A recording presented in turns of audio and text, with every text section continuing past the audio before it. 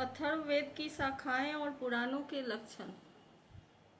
सूत जी कहते हैं, सौनकादि ऋषियों, मैं कह चुका हूँ कि अथर्ववेद के ज्ञाता सुमंतु मुनि थे। उन्होंने अपनी संहिता अपने प्रिय शिष्य कबंध को पढ़ाई। कबंध ने उस संहिता के 2 भाग करके पथ्य और वेद दर्श को उसका अध्ययन करवाया। वेद दर्श के 4 शिष्य हुए, शौक्लायनी, ब्रह्मबली, मोदोस और पिपलायनी। अब पथ्य के शिष्यों के नाम सुनो। सौनक जी, पथ्य के 3 शिष्य थे, कुमुद, सुनक और अथर्ववेत्ता जाजली। अंगिरा गोत्रोत्पन्न सुनक के 2 शिष्य थे, बभ्रु और संध्यवायन। उन लोगों ने 2 संहिताओं का अध्ययन किया। अथर्ववेद के आचार्यों में इनके अतिरिक्त संध्यवायनादि के शिष्य सावर्ण आदि तथा नक्षत्र, कल्प, शांति, कश्यप, अंगिरस आदि कई विद्वान और भी हुए।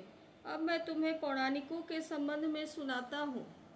सौनक जी, पुराणों के 6 आचार्य प्रसिद्ध हैं, त्रयारुणी, कश्यप, सावर्णी, अकृतव्रन, वैशंपायन और हारित। इन लोगों ने मेरे पिताजी से एक एक पुराण संहिता पढ़ी थी और मेरे पिताजी ने स्वयं भगवान व्यास से उन संहिताओं का अध्ययन किया था। मैंने उन 6 आचार्यों से सभी संहिताओं का अध्ययन किया था। उन 6 संहिताओं के अतिरिक्त और भी 4 मूल संहिताएं थीं। उन्हें भी कश्यप, सावर्णी, परशुराम के शिष्य अकृतव्रन और उन सबके साथ मैंने व्यास जी के शिष्य श्री रोमहर्षण जी से और मेरे पिता थे अध्ययन किया। सौनक जी, महर्षियों ने वेद और शास्त्रों के अनुसार पुराणों के लक्षण बतलाए हैं। अब तुम स्वस्थ होकर सावधानी से उनका वर्णन सुनो। सौनक जी, पुराणों के पारदर्शी विद्वान बतलाते हैं कि पुराणों के 10 लक्षण हैं: विश्व, सर्ग, विसर्ग, वृत्ति, रक्षा, मनवंतर, वंश, वंशानुचरित, संस्था, हेतु और अपाश्रय। कोई आचार्य पुराणों के 5 ही लक्षण मानते हैं। दोनों ही बातें ठीक है, क्योंकि महापुराणों में 10 लक्षण होते हैं और छोटे पुराणों में 5। विस्तार करके 10 बतलाते हैं और संक्षेप करके 5। अब इनके लक्षण सुनो।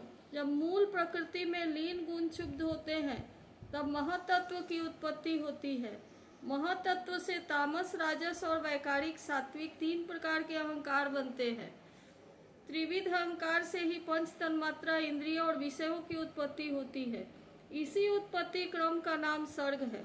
परमेश्वर के अनुग्रह से सृष्टि का सामर्थ्य प्राप्त करके महतत्व आदि पूर्व कर्मों के अनुसार अच्छी और बुरी वासनाओं की प्रधानता से जो यह चराचर शरीरात्मक जीव की उपाधि की सृष्टि करते हैं, एक बीज से दूसरे बीज के समान, इसी को विसर्ग कहते हैं।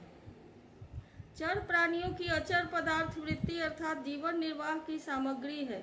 चर प्राणियों के दुग्ध आदि भी इनमें से मनुष्यों ने कुछ तो स्वभाववश कामना के अनुसार निश्चित कर ली है और कुछ ने शास्त्र के आज्ञानुसार। भगवान युग युग में पशु, पक्षी, मनुष्य, ऋषि, देवता आदि के रूप में अवतार ग्रहण करके अनेकों लीलाएं करते हैं। इन्हीं अवतारों में वे वेद धर्म के विरोधियों का भी संहार करते हैं। उनकी यह अवतार लीला विश्व की रक्षा के लिए ही होती है, इसीलिए उसका नाम रक्षा है। मनु देवता, मनुपुत्र, इंद्र, सप्तर्षि और भगवान के अंशावतार, इन्हीं 6 बातों की विशेषता से युक्त समय को मनवंतर कहते हैं।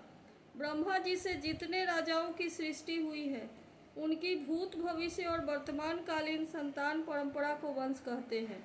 उन राजाओं के तथा उनके वंशधरों के चरित्र का नाम वंशानुचरित है। इस विश्व ब्रह्मांड का स्वभाव से ही प्रलय हो जाता है। उसके 4 भेद हैं: नैमित्तिक, प्राकृतिक, नित्य और आत्यंतिक। तत्वज्ञ विद्वानों ने इन्हीं को संस्था कहा है। पुराणों के लक्षण में हेतु नाम से जिसका व्यवहार होता है वह जीव ही है, क्योंकि वास्तव में सही सर्ग, विसर्ग आदि का हेतु है और अविद्यावश अनेकों प्रकार के कर्म कलाप में उलझ गया है। जो लोग उसे चैतन्य प्रधान की दृष्टि से देखते हैं, वे उसे अनुसयी अर्थात प्रकृति में शयन करने वाला कहते हैं, और जो उपाधि की दृष्टि से कहते हैं, वे उसे अव्याकृत अर्थात प्रकृति रूप कहते हैं। जीव की वृत्तियों के 3 विभाग हैं: जागृत, स्वप्न और सुषुप्ति। जो इन अवस्थाओं में इनके अभिमानी विश्व, तेजस और प्राज्ञ के मायामय रूपों में प्रतीत होता है, और इन अवस्थाओं से परे तुरीय तत्व के रूप में लक्षित होता है, वही ब्रह्म है। उसी को यहाँ अपाश्रय शब्द कहा गया है। नाम विशेष और रूप विशेष से युक्त पदार्थों पर विचार करें तो वे सत्ता मात्र वस्तु के रूप में सिद्ध होते हैं। उनकी विशेषताएं लुप्त हो जाती है। असल में वह सत्ता ही उन विशेषताओं के रूप में प्रतीत भी हो रही हैं और उनसे पृथक भी हैं। ठीक इसी न्याय से शरीर और विश्व ब्रह्मांड की उत्पत्ति से लेकर मृत्यु और महाप्रलय पर्यंत जितनी भी विशेष अवस्थाएं हैं, उनके रूप में परम सत्व स्वरूप ब्रह्म ही प्रतीत हो रहा है और वह उनसे सर्वथा पृथक भी है। यही वाक्य भेद से अधिष्ठान और साक्षी के रूप में ब्रह्म ही पुराणोक्त आश्रय तत्व है। जब चित्त एवं आत्मविचार अथवा योगाभ्यास के द्वारा सत्वगुण, रजोगुण, तमोगुण संबंधी व्यवहारिक वृत्तियों और जागृत स्वप्न आदि स्वाभाविक वृत्तियों का त्याग करके उपराम हो जाता है, तब शांत वृत्ति में तत्वमसि आदि महावाक्यों के द्वारा आत्मज्ञान का उदय होता है। उसी समय आत्मवेत्ता पुरुष अविद्या जनित कर्म वासना और कर्म प्रवृत्ति से निवृत्त हो जाता है। सौनकादि ऋषियों, पुरातत्ववेत्ता, ऐतिहासिक विद्वानों ने इन्हीं लक्षणों के द्वारा पुराणों की यह पहचान बतलाई है। ऐसे लक्षणों से युक्त छोटे बड़े 18 पुराण हैं।